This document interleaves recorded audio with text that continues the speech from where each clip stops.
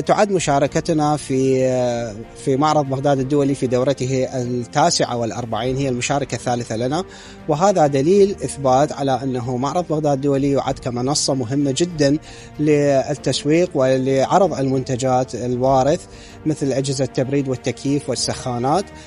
والتواصل المباشر يكون مع المواطنين ومع الجهات الحكومية أيضا.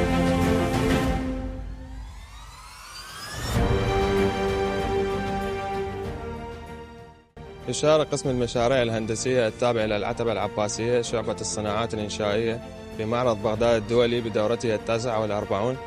حيث نقوم بعرض منتجاتنا المختلفة من البلوك العادي والبلوك الخفيف، بالإضافة إلى المقرنص العادي والمقرنص المرمري والسواقي والكربستون، حيث لاحظنا اهتمام عالي من قبل الزوار المتمثلين بالمهندسين والشركات الهندسية، حيث أبدوا إعجابهم بالجودة المقدمة والأسعار المقترحة.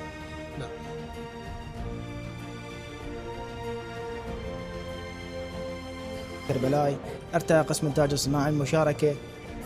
في دورة معرض بغداد الدولي الدورة 49 لجميع معامله: معمل البلوك، معمل المقرنص، معمل الكاشي، معمل الشتايجر، معمل المشبكات الحديدية. الهدف من هذه المشاركة لغرض دعم المنتوج الوطني واستهداف أكثر عدد من المستثمرين وأصحاب الشركات والمجمعات داخل البلاد وخارج البلاد.